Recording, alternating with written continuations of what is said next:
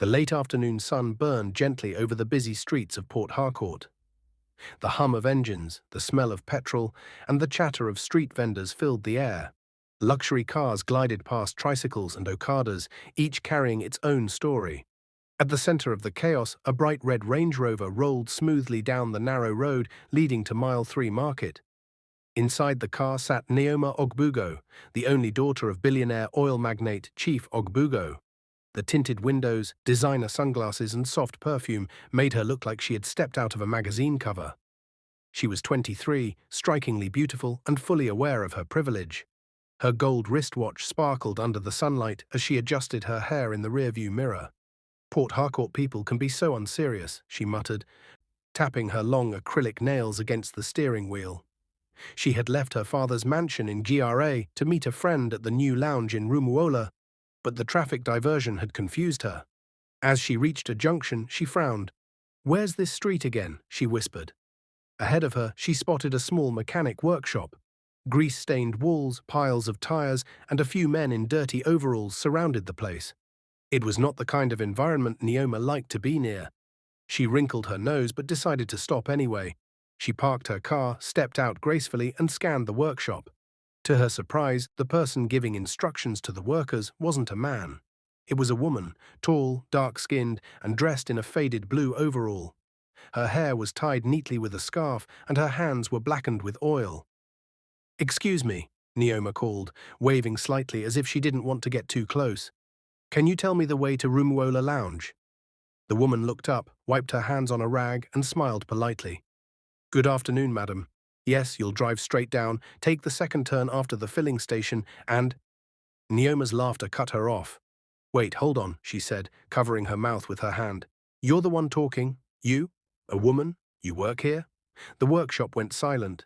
A few of the younger mechanics looked up from under the cars, surprised at the tone. "Yes, I do," the woman replied calmly. "I am Mrs. Okoro. I'm the head mechanic here." Neoma shook her head in disbelief. "That's funny. What kind of woman spends her day covered in grease? Don't you have a husband to take care of you?" A faint look of pain crossed Mrs. Chata Okoro's eyes, but she stood firm. "My husband passed away 5 years ago. I have 2 children to feed, and this is how I do it. With my hands and with dignity." Neoma scoffed. "Dignity? Please, there's nothing dignified about fixing cars in the sun. You look exhausted. You should be at home resting, not doing men's work." Mrs. Okoro straightened her shoulders and met Neoma's gaze. "Madam, I may not have your wealth, but I have peace of mind. I work hard for every naira I earn. You should try it sometime. It teaches gratitude." For a moment, Neoma didn't know what to say. The calm confidence in the woman's voice made her uncomfortable. She let out a cold laugh, rolled her eyes, and walked back to her car. "You people like deceiving yourselves," she said loudly enough for everyone to hear. "If working hard really helped, you'd be rich by now." Mrs. Okoro didn't respond. She simply turned back to her work. As Neoma drove off, the other mechanics exchanged glances. Some shook their heads quietly, but Neoma didn't care. Inside her car, she felt triumphant, as though she had won a silent battle.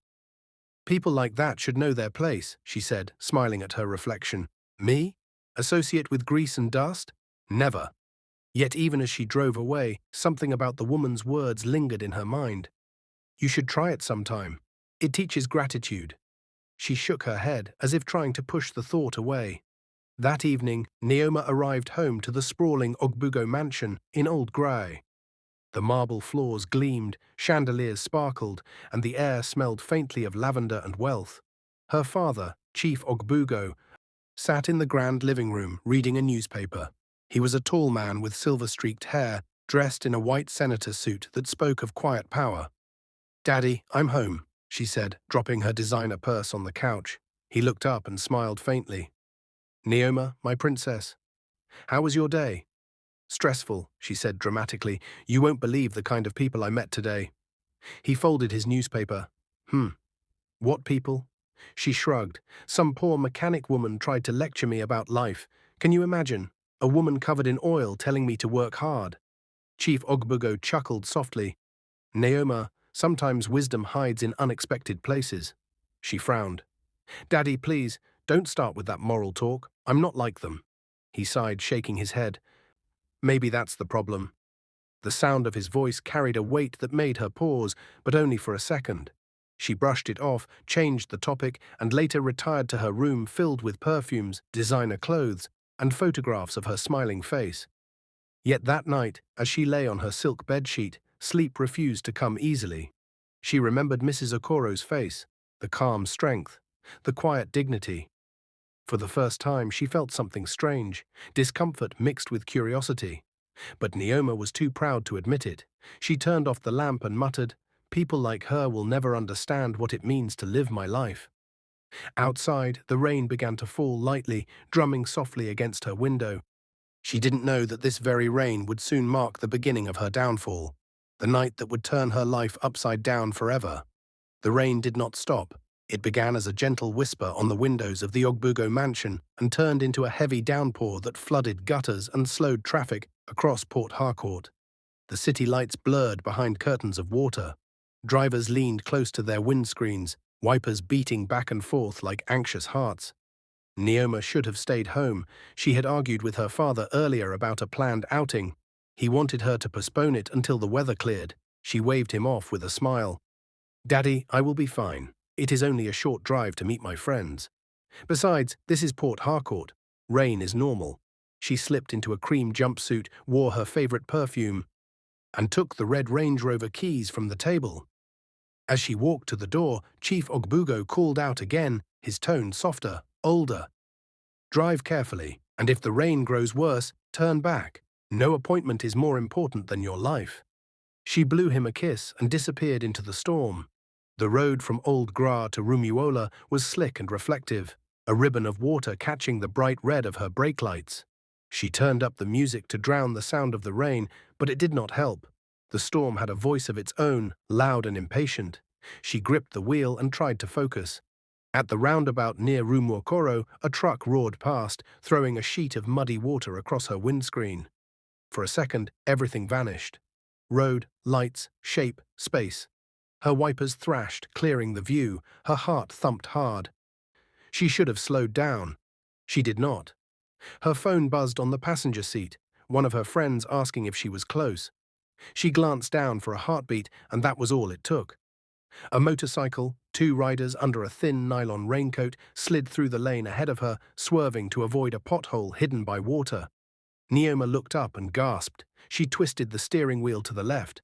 The Range Rover fishtailed on the wet tar, tires shrieked, the guardrail flashed in her headlights. She tried to correct the spin, overcorrected, and felt the car lift, tilt, and slam with a violent thunder into the barrier. The air exploded with the sound of metal tearing. The passenger airbag burst like a white flower, but the driver's one delayed a fraction of a second. In that fraction, hot shards of glass and a stripe of flame from a ruptured wire kissed the left side of her face. She screamed, sharp, high, ragged, and then everything turned white. When she woke, she was inside a world that smelled of antiseptic and quiet. The ceiling was pale, the air conditioner hummed. Something beeped beside her. Her skin felt too tight, too hot, and too cold at the same time. "Where am I?" Her voice was a whisper. Her lips were dry. A nurse leaned over her with careful eyes. "You are in the hospital, madam. You were in an accident. Please, do not try to move. The doctors are here." There were soft steps, low voices, and then Chief Ogbugo appeared at her bedside. He looked as if years had fallen on him in a single night. His eyes were red. He took her right hand and squeezed it. "My child," he said, voice breaking. "You are alive, thank God." She tried to sit up. Pain burned across her left cheek and temple like a strip of fire. She lay back instantly, breath shaking. What happened to my face?" Silence. Then the doctor cleared his throat gently. "You have sustained deep burns on the left side of your face and neck. We have managed the immediate damage and reduced the risk of infection. There will be scarring. With time and procedures, we may improve the outcome." "Scars," the word felt like a heavy door closing. "Will they go away?" "We will do our best," the doctor said, kind but honest. "It will take time, surgeries, grafts, therapy. Recovery is not a straight line, but you are alive and your vision is safe. That is a gift." She turned her head slightly and saw a reflection in the dark TV screen. A bandage wrapped the left half of her face and neck. Her right eye looked back at her, swollen with tears and fear. She began to cry, silently at first, then with small, sharp sobs that made the monitors jump. Her father held her hand and said nothing. He stroked her fingers as if she were a child again. "We will do everything," he whispered. "The best doctors, the best care. You will be fine." The days that followed blurred into a rhythm of dressings, injections, soft foods, and doctors' meetings. The first time the nurses cleaned the wounds, she clutched the bed sheets until her knuckles turned white. Pain spread in hot waves. The nurse apologized again and again, but there was no other way. Healing sometimes hurts first. Friends sent flowers, many did not visit. Messages poured in, some full of pity, a few full of gossip. Is it true? Will she look the same? Neoma did not answer. She stopped opening her phone. One afternoon, a plastic surgeon explained her options: staged grafts, laser sessions, possible revisions. "You will not look exactly as you did," he said, his tone careful and respectful. "But you can still look like yourself in a new way. Many people walk this road and live full lives. You can too." She nodded, but hope and despair wrestled inside her. Beauty had been her armor and her language. Now the mirror had a new vocabulary, one of lines, textures, and reminders. After 3 weeks, she returned home.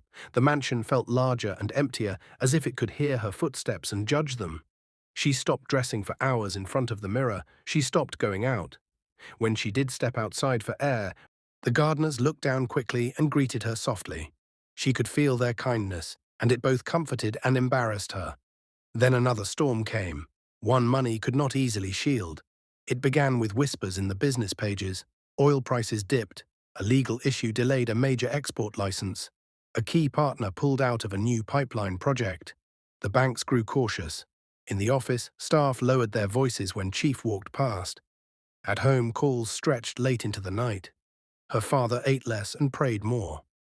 One evening, as the sky turned purple over the mango trees, he called Neoma to his study. He was not in his white senator suit. He wore a simple shirt with rolled sleeves. His tie lay open on the table like a tired snake. "Sit, my child." He took a slow breath. "The company is under pressure. The audit uncovered past liabilities I thought we had resolved. A shipment was delayed for weeks by weather and port issues. The banks want guarantees. I gave them everything I could, but it was not enough." Her chest tightened. "Are we in danger?" "We will survive as people," he said. "As a company, perhaps not. I have met with the board. We have to wind down several operations. We will sell assets and pay our obligations as far as we can." She stared at him, stunned. The word collapse did not fit into the mansion's bright halls and glass tables. But truth has a way of arriving whether or not the door is open. "What does it mean for us?" she asked quietly. "It means we must live smaller," he said. "We will move from this house. We will release staff. We will keep only what we need. And, my daughter, we may not afford every medical procedure you want immediately. We will still treat the scars, but we must plan carefully." The sentence landed like a stone in her stomach. She looked away, blinking fast. "I understand," she said, though her voice trembled. "I will manage." That night she sat alone on the balcony, watching the dark shape of the city. Somewhere far away, music played. She thought of the girl she used to be, the one who laughed at a woman in a blue overall. Shame rose like heat behind her eyes. The weeks that followed were a slow unspooling. Movers came. The chandelier that had been the pride of her mother's sitting room came down piece by glittering piece. The staff hugged her and left with quiet faces. The gardeners took away their tools. The house echoed. They moved into a smaller duplex on a quieter street. The first night there, the water pressure was low. The AC hummed weakly. In the kitchen, the overhead light flickered. It was not terrible. It was simply ordinary. And ordinary felt like a foreign country. Money stretched. Her father sold a car. They cancelled a planned procedure. They chose a cheaper clinic for the next round of dressings and therapy. Some days the queue was long. The nurses' hands were rushed. The wound stung more. She learned to bring her own small bottle of clean water, her own gentle soap, and a packet of gauze. In the mirror of the new bathroom, she studied her face. The scars were pink and raised along the left cheek and down toward her neck. A delicate map of everything she had lost and everything she could still become. She lifted her chin and traced the edges with a fingertip. It hurt less now. It was still her face. It was still a life. On a Tuesday morning, when the sky was clear and the smell of rain had finally left the air, she accompanied her father to a meeting at a community hall. He had volunteered to speak to a group of small business owners about navigating debt and keeping hope. It was not about saving his name anymore. It was about saving others from the mistakes that had crushed him. While he spoke, Neoma stood at the back and watched people's faces. Market women, young carpenters, a tailor with a measuring tape around his neck. Each one listened with quiet dignity, taking notes, nodding at hard truths. She felt something loosen and then settle inside her, a small, steady shift. After the talk, she stepped outside for air. Children ran past with school bags bouncing, laughing at a joke only they understood. In the courtyard, a woman adjusted a tray of oranges under a bright cloth umbrella. Across the road, a sign caught Neoma's eye. Rumiola Community Resource Center, skills, reading, support. She stood there a long time, reading the words. Skills, reading, support. They sounded simple, but the world inside them felt wide. A thought came, soft, surprising, and a little frightening. What if I go there? What if I do something that is not about me? She did not move yet. She only breathed in, breathed out, and let the thought sit like a seed in tender soil. That night at home, she wrote a list on a plain sheet of paper. At the top, she put a new title, What I Can Still Give. Under it, she wrote, Time, attention, story, kindness. She put the paper by her bed and turned off the light. In the dark, the city hummed. The wounds still ached. Money was still tight. But in a small, quiet way, the direction of her life had begun to turn. The morning sun filtered softly through the dusty curtains of the new duplex. The room smelled faintly of antiseptic and talcum powder. Neoma sat in front of a small mirror, dabbing cream on the healing side of her face. The scars were lighter now, but they still told their story, of pride, pain, and lessons life had forced her to learn. Her father had left early for another business meeting, one of the few he still attended, hoping to rebuild what remained of his empire. The house was quiet except for the sound of a ceiling fan and birds singing outside. Neoma sighed deeply. The silence that once felt peaceful now seemed too heavy. She missed the buzz of people, the laughter of friends, and the easy arrogance of her old life. But those friends had slowly drifted away since the accident. They no longer called or invited her to their parties. It hurt, but she didn't blame them anymore. That afternoon, she picked up the piece of paper she had written weeks ago. What I Can Still Give. She smiled faintly. Maybe it's time to try, she murmured. She tied a scarf gently around her head, wore a plain white top and black jeans, and stepped out of the house.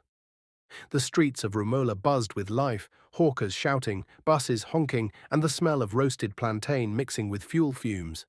For the first time, she walked among the crowd without feeling the need to hide behind tinted glass.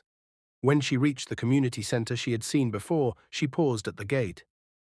The signboard was slightly rusted, and the paint had faded, but there was life inside.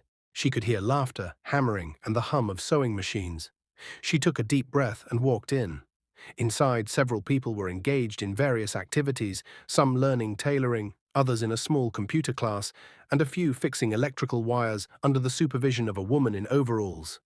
Neoma froze. The woman turned around. It was Mrs. Okoro, the same mechanic she had mocked months ago. Their eyes met. Neoma's heart skipped. She instinctively looked down, shame flooding through her.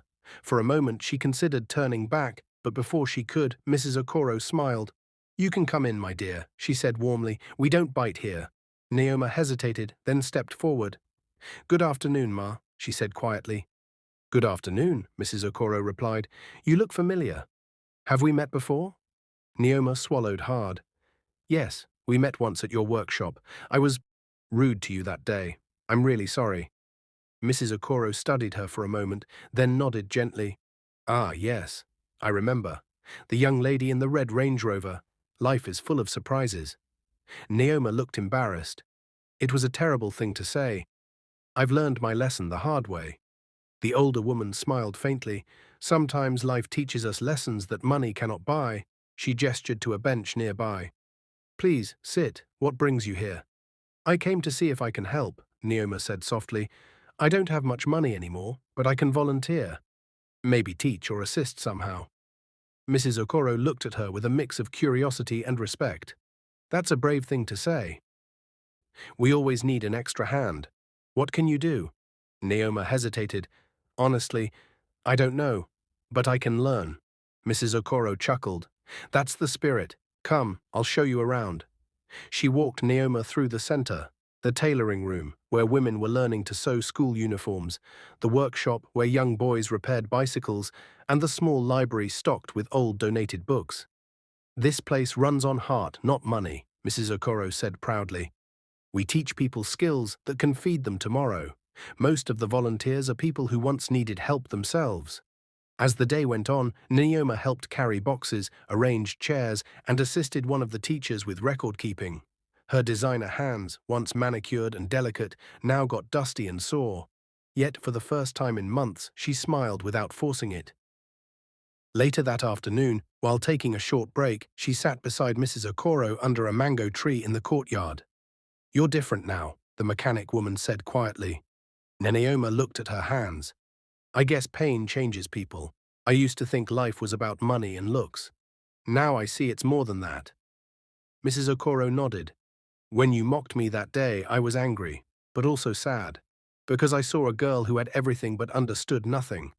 I prayed you would learn before life broke you. Sometimes God answers in strange ways. Tears welled up in Naoma's eyes. He broke me, but he also gave me a chance to start again. The two women sat in silence for a moment, listening to children laugh nearby. The air smelled of rain and mango leaves. When Naoma got home that evening, she told her father everything, about meeting Mrs. Okoro again, about volunteering, and how it made her feel alive. Chief Ogbugo listened quietly, pride softening his tired face. You have finally found what all my money couldn't buy. Contentment, he said. I may have lost my fortune, but I have gained my daughter back. That night, Naoma wrote a new page in her journal. Things I'm grateful for. 1. Being alive. 2. My father's love. 3. Mrs. Okoro's kindness. 4. A second chance. As she closed the book, she realized something profound. The scars on her face no longer felt like a curse. They were reminders of grace, of growth, and of humility. And for the first time since the accident, she whispered a sincere prayer, not for beauty or wealth, but for strength to become a better person. Little did she know, that very prayer would soon open a new chapter in her life, one that would take her farther than she ever imagined. The morning air at the community center smelled of fresh paint and hope. Naoma arrived early, carrying a small bag filled with notebooks and bottled water. She had started volunteering 3 weeks ago, and every day felt like a new lesson. Gone were the days of designer bags and chauffeur-driven rides. Now her satisfaction came from the smiles of the people she helped. When she entered the main hall, the noise of chatter and laughter filled the air. Young boys were fixing fans and bicycles in one corner, while women learned tailoring on the other side. A few people greeted her warmly. Good morning, Auntie Naoma, they said with cheerful voices. She smiled and waved back. Good morning, everyone. Mrs. Mao Okoro soon appeared from the workshop area, wiping her hands on a rag as usual. You're early again, she said, her voice carrying that familiar mix of firmness and warmth. I couldn't sleep, Naoma replied honestly. I keep thinking of how much more we can do here. Mrs. Okoro smiled approvingly. That's the spirit. When we focus on helping others, our wounds begin to heal faster. As the day progressed, Naoma helped organize the younger volunteers for a new literacy program. Many of the community members who came for vocational training couldn't read or write properly. The idea of starting evening classes had come from Naoma, and everyone loved it. That evening, she stood in front of a small group of students, most of them women in their 40s and 50s, holding chalk in one hand and a wide smile in the other. Good evening, everyone. Today we will learn to write our names, she said gently. The class was filled with laughter and small victories. Each time someone managed to write a word correctly, the room erupted in cheers. Naoma felt something inside her heart bloom, a joy she had never experienced, even in her most luxurious days. Later that night, after locking up, she and Mrs. Okoro sat outside the building. The streetlights flickered softly, and the night was cool and calm. You've changed so much, my dear, Mrs. Okoro said quietly. Naoma looked at her scarred reflection in the window beside them. I had no choice. The old me was lost. I thought money could buy respect, but I see now that only kindness earns it. Mrs. Okoro smiled, her eyes glistening. You remind me of myself many years ago. I once worked in an office before my husband died. When life turned upside down, I had to learn to fix cars to feed my children. People mocked me too. But pain, when faced with courage, can build strength. Neoma nodded thoughtfully. I understand now. Pain doesn't destroy us. It shapes us. A week later, the local newspaper published an article titled Former Billionaire's Daughter Inspires Hope in Rumiola Community. Someone from a charity organization had visited the center and was touched by Neoma's story. Overnight, her name became a symbol of transformation. Reporters came for interviews, but this time she spoke humbly. My scars remind me that pride can blind us, she said in one of the interviews. Life isn't about what we have, but about what we give. Soon after, a small NGO invited her to speak at a youth seminar about resilience and self-worth. At first, she hesitated. She had never stood on a stage before an audience since the accident. She worried they would stare at her scars instead of listening to her words. Mrs. Okoro encouraged her. Your scars are your testimony. Let the world see how pain can turn into power. The day of the seminar came. The event was held at a modest hall near the university campus. Rows of young men and women filled the seats, waiting eagerly. Neoma stood backstage, her palms sweaty, her heart racing. She took a deep breath and whispered to herself, You're not that proud girl anymore. You're here for a reason. When her name was called, the audience clapped politely. She walked to the podium, her heart pounding but her eyes calm. Good afternoon, she began, her voice trembling slightly. My name is Neoma Ogbugo. Some of you may recognize that name from the newspapers, or from my father's company, which once stood among the richest in Port Harcourt. The crowd was silent. But today, I'm not here as a billionaire's daughter. I'm here as a woman who lost everything and found something far greater. Her voice grew steadier. She shared her story, how she mocked a woman working hard to survive, how her accident humbled her, how her scars became her teachers. By the time she finished, tears filled the eyes of many in the audience. They gave her a standing ovation that lasted several minutes. That night, after the event, she received dozens of messages from people saying her story had changed their perspective. Some even visited the community center, wanting to volunteer. When she told Mrs. Okoro the next day, the older woman laughed heartily. See? The seed you planted is growing. Neoma smiled. You were right, Mama Okoro. Humility truly brings peace. From that moment, her path became clear. She decided to dedicate her life to empowering young women, especially those who had lost hope. With Mrs. Okoro's help, she started a small foundation called the Hands of Grace Initiative. It began with just 5 volunteers and a few borrowed chairs, but soon attracted donors and supporters. Her father, proud yet emotional, attended the launch event. My daughter, he said in his speech, once we owned oil wells, but today we own something more valuable, purpose.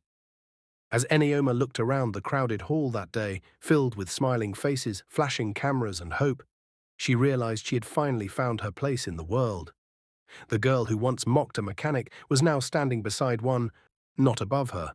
But fate still had one last surprise in store, one that would seal her transformation forever. Months passed, and life began to bloom again around the Rumwola Community Center. The once worn building now stood freshly painted, filled with the voices of people whose lives had changed. Banners reading Hands of Grace Initiative fluttered outside, bearing Neoma's name not as a symbol of wealth, but of transformation. The media no longer called her the billionaire's daughter who fell from grace. They called her the woman who rose again. On a bright Saturday morning, the foundation hosted a youth empowerment summit. The hall was packed. Students, single mothers, artisans, and even local leaders filled the seats. The theme was written boldly on the stage backdrop. True beauty is in what you give. Neoma stood backstage in a simple sky-blue gown. Her father adjusted her microphone with shaky hands, pride shining in his eyes. You've made me proud, my daughter, he said softly. I lost money, but I found a reason to smile again. She smiled, touching his arm gently. You taught me to stand again, Daddy. Thank you for never giving up on me. When she walked onto the stage, the crowd rose to their feet. Flashlights from phones flickered, but she was no longer afraid of eyes on her. Her scars, though still visible, glowed under the light like proof of survival. She began slowly, her voice clear and calm. I once believed beauty was found in mirrors, not in hearts. I thought respect came from money and names, not from kindness and work. I laughed at a woman who was stronger than me because I could not see what true strength looked like. She paused. But when life stripped everything away, my pride, my looks, and my wealth, I found something priceless, the beauty within. The audience listened in silence. Some nodded, some wiped their eyes. She continued, her gaze moving toward the front row where Mrs. Okoro sat, smiling proudly. That woman, Naoma said, pointing gently toward her, taught me that dignity is not in the kind of work we do, but in the heart we bring to it. She showed me that hands covered in grease can still hold grace. The crowd erupted in applause. After the event, several young women came to hug her. One of them, a teenage girl with burn scars on her arm, whispered, "You made me believe I can be beautiful again." Naoma hugged her tightly, tears streaming freely down her face. "You already are," she whispered back. Later that evening, as the crowd dispersed, Mrs. Okoro joined her by the doorway. "You have done well, my daughter," she said softly. Naoma shook her head, smiling. "No, Mama Okoro." "We have done well. You planted the seed. I only watered it." Mrs. Okoro laughed gently. "And you made it grow beyond what I could imagine." As the sun dipped below the rooftops, the two women stood side by side, watching children play near the gate. The laughter of the young echoed through the compound, a sound of renewal. Chief Ogbugo walked up to them, his eyes shining with tears he did not try to hide. "Mrs. Okoro," he said, "you saved my daughter. And in doing that, you saved me too." The older woman smiled kindly. "It wasn't me, Chief. It was Grace." Life only needed to remind her who she truly was. That night, back home, Naoma sat by her window.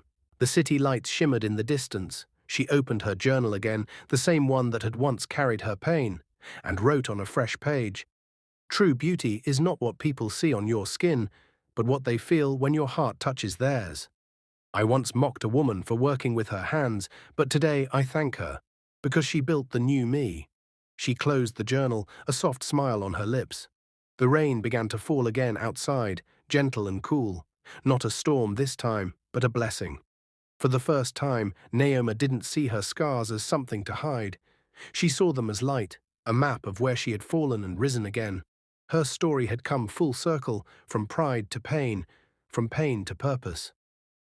And as she drifted to sleep, she whispered into the quiet night, "Thank you, Lord, for the beauty that doesn't fade." What is your view about this story? Where are you watching from? If you like the story, comment, share, and subscribe to our channel for more interesting stories.